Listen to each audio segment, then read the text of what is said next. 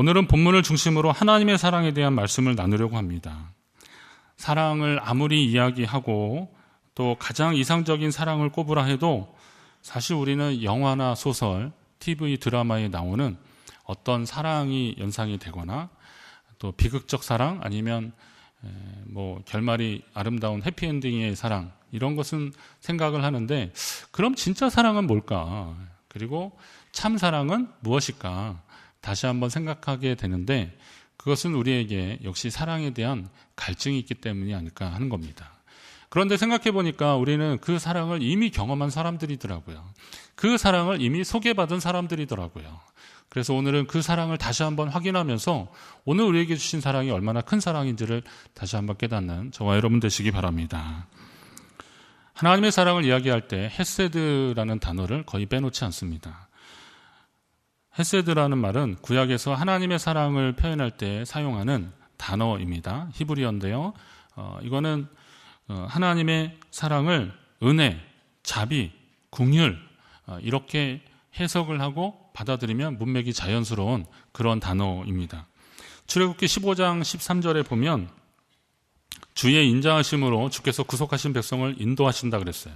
그리고 그들을 주의 거룩한 처소에 들어가게 하시나이다 그랬는데, 하나님이 그들을 하나님의 거룩한 처소에 들어가게 하는 것, 약속의 땅 가나안 땅으로 인도하는 것을 말씀하고 있는데, 그럴 때 하나님이 어떤 마음이냐면 주의 인자하심으로라고 하는 마음입니다. 그러니까 헤세드의 마음이 주의 인자하심인 것입니다. 사실 이스라엘 백성들은 고분고분한 백성이 아니었습니다. 홍해의 기적을 경험한 후 바로 목이 마르다고 투덜거렸습니다. 사막 가운데 이제 엘림이라고 하는 오아시스를 하나님이 데려가셨는데,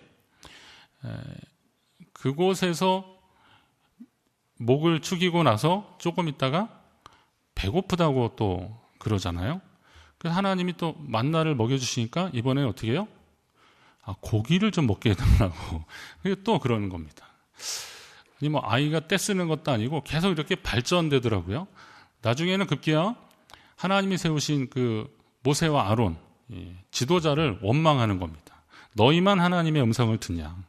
너희만 거룩하냐? 우리도 거룩하다. 우리도 하나님 백성이다. 그러면서 그들의 권위를 인정하지 않고 달려드는데, 나중에 모세가 하나님 이거 어쩌면 좋겠습니까? 그랬더니 야, 너희가 저들이 너를 원망하는 게 아니라 나를 원망하는 거다. 사무엘에게 말하는 것 같은 거죠. 왕을 세우는 그 요구를 막 할 때 그들이 너한테 뭐라는 것이 아니라 내가 그들의 왕 되는 것을 부인하는 것이다. 이런 것처럼 그 백성은 자꾸 하나님께 반항하더라고요. 그리고 불평을 계속 쏟아내는 겁니다. 아니, 애굽에서 노예 생활하는 것을 구해내 준 것도 어디고 또 약속의 땅을 제시하시면서 그곳으로 인도하시겠다는데, 이건 그들이 잘해서도 아니고 한 400년 이상 전에 그들의 조상들, 그들의 할아버지, 할머니, 그러니까 할아버지들 중심으로 한 그들의 조상들에게 약속하신 그 약속을 믿고 지금 그것을 이루고 있는 건데, 그런데 이 백성은 소위 말하는 자기 주제를 모르는 거죠. 그리고 자꾸 그렇게 하나님 앞에 불평하는 겁니다. 그런데 그 하나님이 그 백성을 인도하고 계셔요. 여기에 하나님의 사랑, 헤세드, 인내와 자비라는 말이 아니면 어떻게 하나님이 하시는 일들을 이해할 수 있겠습니까? 인내와 자비라는 말도 우리의 개념으로 만들어진 말들이고 주어진 그 어떤 단어지, 사실 하나님의 그 마음을 인내와 자비, 긍휼, 사랑 이런 걸로 과연 다 담을 수 있겠는가, 이런 생각이 들더라고요. 그런데 여러분, 이게 이스라엘 백성들만 해당되는 말씀입니까? 이스라엘 백성들에게만 해당되는 경우인가요? 저는 말씀을 읽으면서 이 이스라엘 백성들이 아니라 이거는 내 모습이 아닌가라는 겁니다. 오늘 우리의 모습 아닙니까?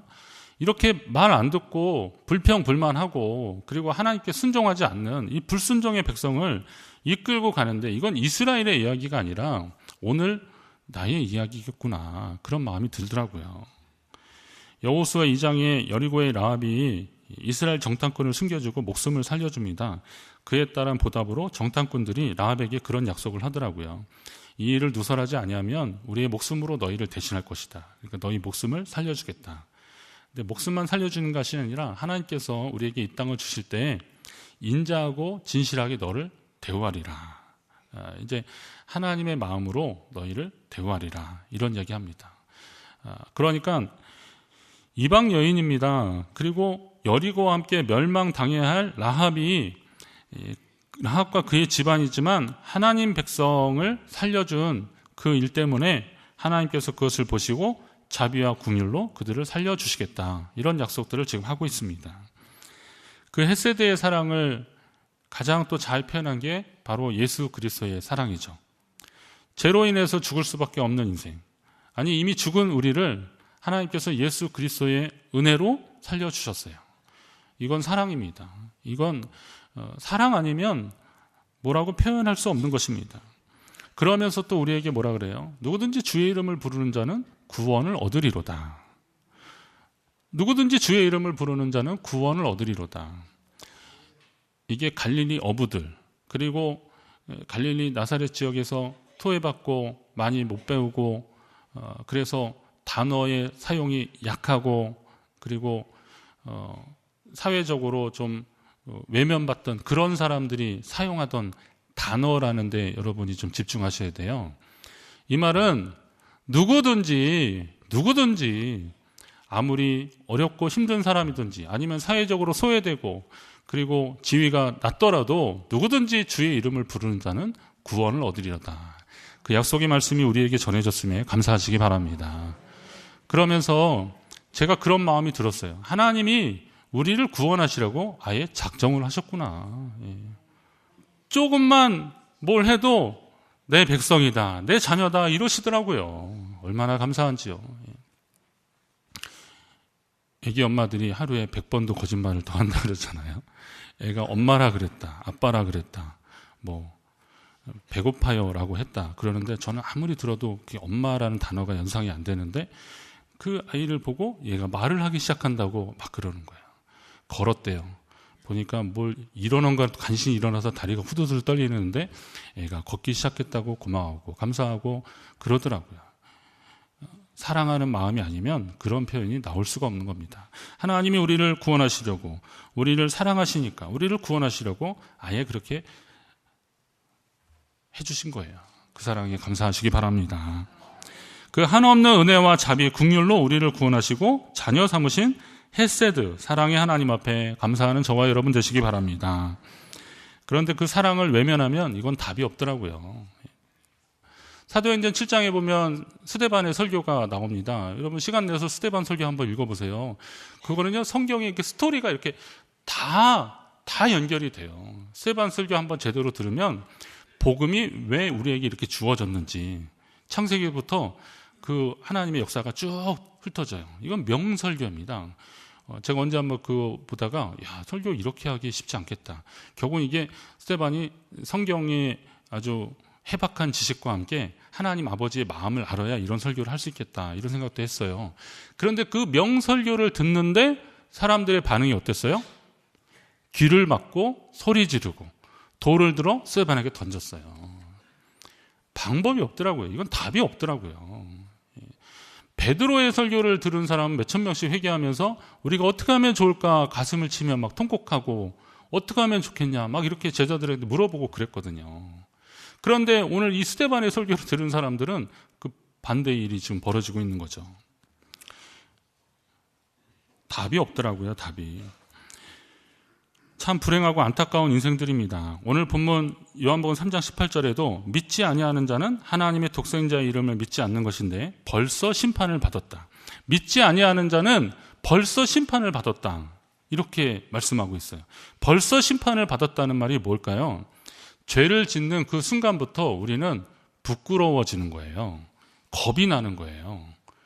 거짓말을 하면 이 거짓이 탄로날까 봐 얼마나 두근거립니까?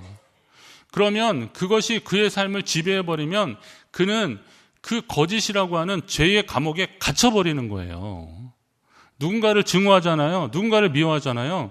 그 미움과 증오의 감옥에 갇혀버리는 거예요. 그러니까 증오나 미워하는 이 미움이라는 것이 선한 단어가 아니잖아요. 이건 하나님의 창조물이 아니에요.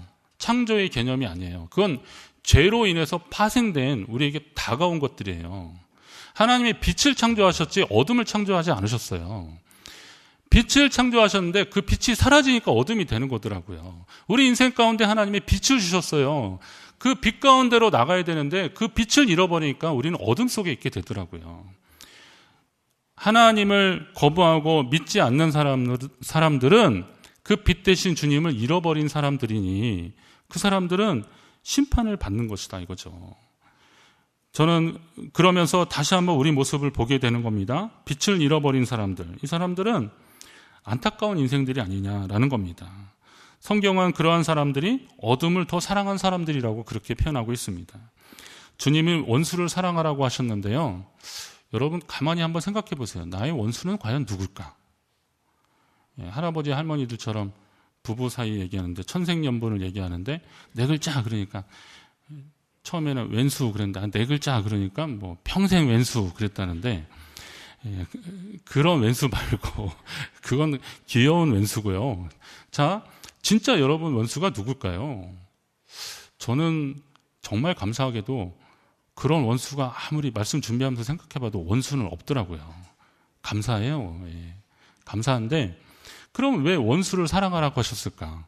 그럼 저는 사랑할 사람이 좀 적어서 부담이 덜 되는 건가? 이런 생각도 해봤는데 말씀을 묵상하며 기도하는데 하나님 제게 주시는 말씀은 원수는 너의 원수가 아니라 하나님과 원수된 사람들, 복음을 듣지 않고 빛을 멀리하고 어둠 가운데 간 사람들, 하나님과 원수된 그 사람들을 더 사랑해줘라 라는 거예요. 그게 원수 사랑이더라고요.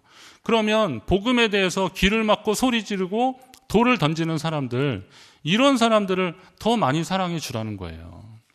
큰 자가 작은 자를 섬긴다 그랬는데 여러분 큰 자가 어떤 자들인지 아십니까? 뭐 덩치가 커야 큰 겁니까? 돈이 많아야 큰 자인 줄 아십니까? 아니더라고요. 큰 것을 가진 사람이 큰 자예요. 큰 것이 뭐냐? 세상에 어떤 것으로도 바꿀 수 없는 것을 큰 것이라고 하는 것이라 한다면 하나님이 우리에게 주신 구원과 생명의 이 복음이 오늘 우리에게 주어졌다면 저와 여러분은 큰 자라는 사실을 믿으시기 바랍니다. 큰 자예요, 큰 자. 그러면 작은 자는 어떤 자들이겠어요? 그 큰 것을 가지지 못한 사람들. 하나님과 원수된 사람들. 근데 이건 그분들한테 얘기하면 안 돼요. 우리가 그렇게 알고 기도하고 그리고 그들에게 다가가시라는 거예요. 그러면서 그들을 품고 나아가라는 겁니다. 그들에게 그 답이 없는 그들에게 복음을 제시하시라는 겁니다. 그 지혜와 방법은 하나님이 주실 것입니다. 우리 안에 하나님의 사랑으로 충만하면 말입니다. 오늘 저는 그 말씀을 한번 더 드리려고 하는 겁니다. 이렇게 하나님이 사랑이 크고 말로 다 표현할 수 없는 것이라는 사실을 알았다면 이제 우리도 그 사랑에 답을 하고 반응을 해야 되는 겁니다. 하나님이 우리에게 주신 것이 크고 놀라운데 감사한데 그러면 하나님 앞에 답을 해야 되는 거죠. 그러잖아요. 그런데 이게 말로만 감사하면 또 안 되잖아요. 뭔가 또 있어야 되잖아요. 오늘 우리는 그걸 한번 다시 보자는 거죠. 디모데전서 6장 12절에 보니까 믿음의 선한 싸움을 싸우라 그러더라고요. 하나님 안에 있는 사람들, 구원받은 백성들 믿음의 선한 싸움을 싸우라 그러고 유다서 1장 3절에 보니까 거기에는 뭐라 그랬어요? 성도에게 단번에 주신 믿음의 도를 위하여 힘써 싸우라. 믿음의 선한 싸움을 싸우는데 힘써 싸우라. 이런 말씀을 주시더라고요.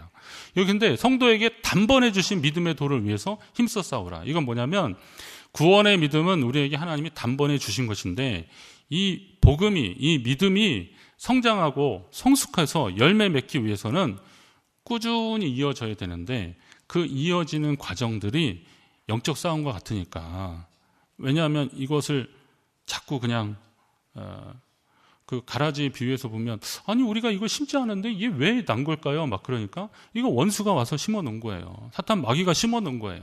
그러니까 이런 것과 맞서 싸우기 위해서 믿음의 선한 싸움을 싸우라고 이야기하시는 거죠. 그럼 믿음이 성장하고 성숙하고 열매 맺기 위해서는 바로 그러한 믿음의 선한 싸움, 치열한 싸움이 우리 가운데 영적 싸움이 있어야 되는데 그렇다고 해서 보이지 않는 대상과 어떻게 우리가 싸울 수 있겠어요? 보인다면 차라리 그냥 때리든지 맞든지 하면 되는데 그게 아니잖아요. 보이지 않는 영적 싸움에서 어떻게 우리가 승리할 수 있느냐? 성경은 그런 이야기까지 하는데요. 본문 21절에 보니까 진리를 따르는 자는 빛으로 오나니 그랬어요. 진리를 따르는 자는 빛으로 나온다 그랬는데 아까 제가 어둠과 빛에 대한 이야기를 하면서 말씀을 드린 것과 같은 건데요. 진리를 따르는 사람은 어둠이 아니라 빛 가운데 나오기 위해서 최선을 다하는 거예요. 어둠을 사랑하고 하나님과 멀어지면 그건 빛으로 나올 수 없는 거잖아요. 그러면 빛 가운데 나오기 위해서 최선을 다해야 되는 거죠. 어릴 적에 몸이 아프면 힘이 없고 그래서 밥맛이 없어요. 혀가 깔끌깔끌하고 그리고 먹으면 막 쓴맛도 나고 그러니까 밥을 안 먹어요. 그런데 어머니가 밥을 안 먹으면 죽이나 미음이라도 써가지고 어떻게 해요? 주셔요. 그러면서 뭐라 그러셔요? 이거 먹어야 산다. 먹어야 산다. 처음에는 그 말을 잘 아니 이렇게 쓴 걸 왜 자꾸 먹으라 그러실까 그랬는데 나중에 보니까 그거더라고요. 먹어야 힘을 내죠. 먹어야 건강해지는 거죠. 약도 그걸 먹어야 약도 먹고 그렇게 되니까 어떻게 하든 그걸 취해야 되는 건 아닙니까? 그러면 오늘 우리가 어두운 가운데 있어서는 안 되는 거예요. 빛 가운데 나가는 조금 힘들고 넘어졌고 주저앉았어도 다시 그 빛 가운데 나가려고 일어나고 뛰어가고 걸어가고 달려가고 그래야 되는 거죠.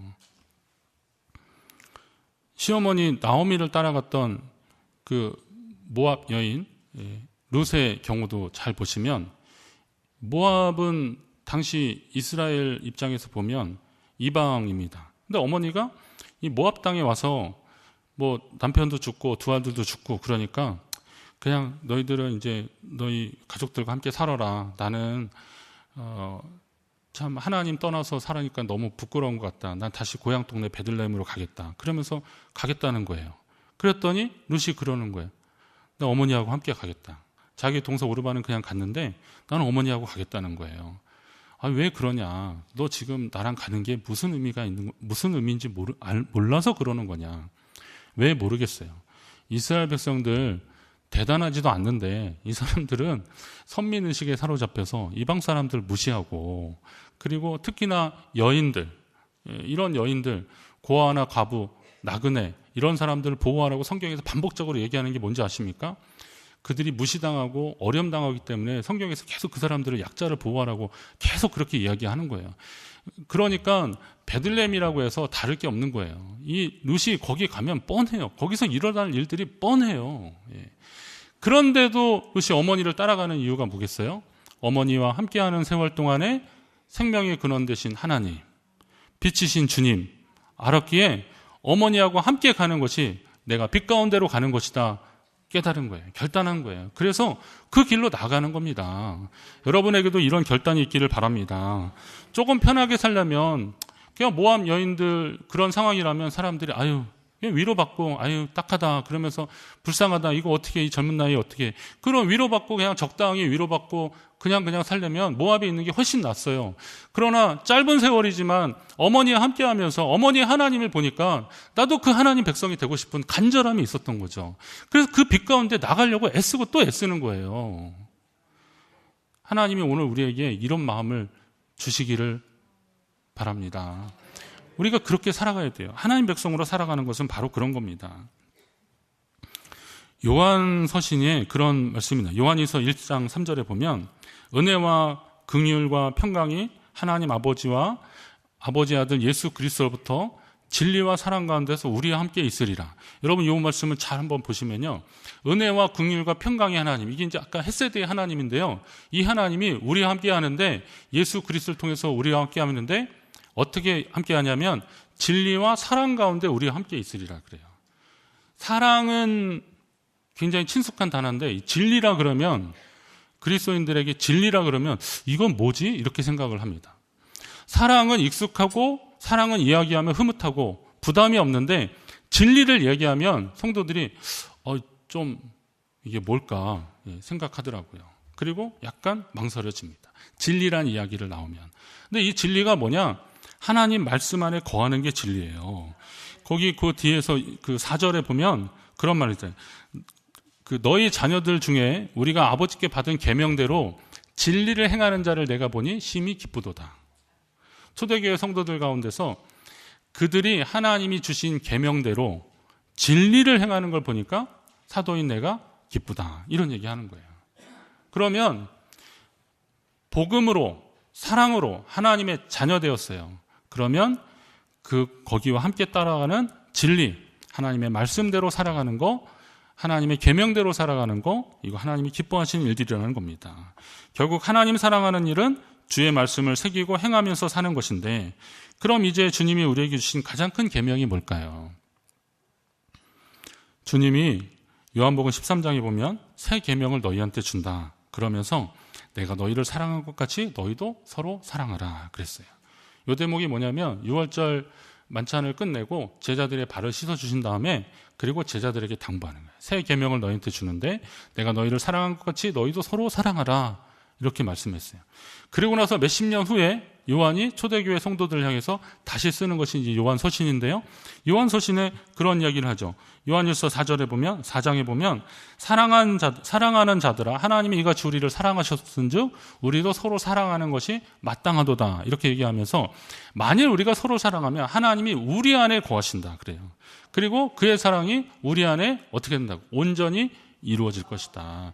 우리가 사랑함으로써 하나님의 사랑을 온전히 이루는 자가 될 것이다. 이런 말씀을 하고 있는 거예요. 그러면 이 정확한 말씀 앞에서 우리가 어떻게 사랑하지 않을 수 있냐 이거죠. 여러분이 그 사랑의 실천자가 되시기를 간절히 바랍니다. 하나님의 사랑을 경험하고 느낀 것만큼이나 더욱 주님 사랑하는 마음으로 주님 사랑해야 되고 주님 사랑하는 마음으로 우리 옆에 있는 사람을 사랑해야 되는 겁니다. 지금 예배 자리에 함께 하신 옆에 분도 사랑하시고 그리고 이웃이라면 누구겠어요? 우리 주변에 있는 사람들, 내 삶의 영역에서 함께하고 있는 사람들, 그리고 도움이 필요한 사람들. 근데 저는 이웃 그러면 이렇게 바라보는 입장이었는데 선한 사마리아인에 비유해서 예수님이 규정하는 이웃은 도움을 베푼 사람이 이웃이더라고요. 이게 좀 관점이 다르더라고요. 그러니까 우리가 누가 이웃을 만날까라고 이웃을 찾아보라는 게 아니라 내가 가서 손 내밀면 내가 그 사람이 이웃이 되는 거예요. 그러니까 나와 너가 만나서 우리가 되는 거예요. 하나님 안에서 하나가 되는 거예요. 이게 하나님이 주신 새로운 새 계명이라는 거예요. 오늘 우리는 이것을 많이 들었음에도 우리의 삶에서 이런 것이 잘 실천되지 않는다면 오늘 우리는 정말 주님 사랑하는 사람인가? 그 주님의 사랑을 조금이라도 좀 깨닫고 실천하는 사람들인가? 다시 한번 점검해 보셔야 됩니다. 제가 언제 한번 그 유튜브 동영상 설교를 듣는데 어느 전도사님이었어요. 전도사님인지 아주 젊은 목사님인데 한 20대 후반이나 30대 초반 같아요. 그런데 이분이 말을 조금 약간 떠듬으면서 떠듬하면서 말씀을 전하는데 하나님이 우리를 사랑하셨습니다. 우리 주님이 우리를 사랑하셨습니다. 딱 그러는데 말을 잊지 못하는 거예요. 말을 잊지 못하는데 그 어느라고 떠듬하는 설교지만 하나님이 우리를 사랑하셨습니다 라고 하면서 멈칫하는데요. 벌써 거기에서 마음이 확 전달이 되더라고요. 그거는 그 설교자의 마음이기도 하지만 하나님 아버지의 마음이더라고요. 그 하나님 아버지의 마음이 제게 확 전달이 되더라고요. 여러분이 경험한 하나님의 사랑 경험은 다 다를 수 있지만 그러나 한 분 하나님이 우리에게 베푸신 은혜와 사랑이라는 사실을 잊지 마시기 바랍니다. 그렇다면 그 하나님이 사랑하신 그 사랑, 우리에게 베푸신 그 사랑, 우리는 이미 누리는 사람이라는 거죠. 그렇다면 어떻게 하셔야 돼요? 이제 그 사랑을 나눠주는 자가 되고 베푸는 자가 되어야 한다는 겁니다. 우리 교회 공동체가 그 사랑을 나누는 교회 공동체 되기를 간절히 바랍니다. 이미 그렇게 하고 계셔서 감사합니다. 이제 말씀을 통해서 다시 한번 우리에게 베푸신 하나님의 사랑이 얼마나 큰지를 다시 한번 새기시고 그 사랑의 실천자로 세상을 향해 나아가는 저와 여러분 되시길 바랍니다.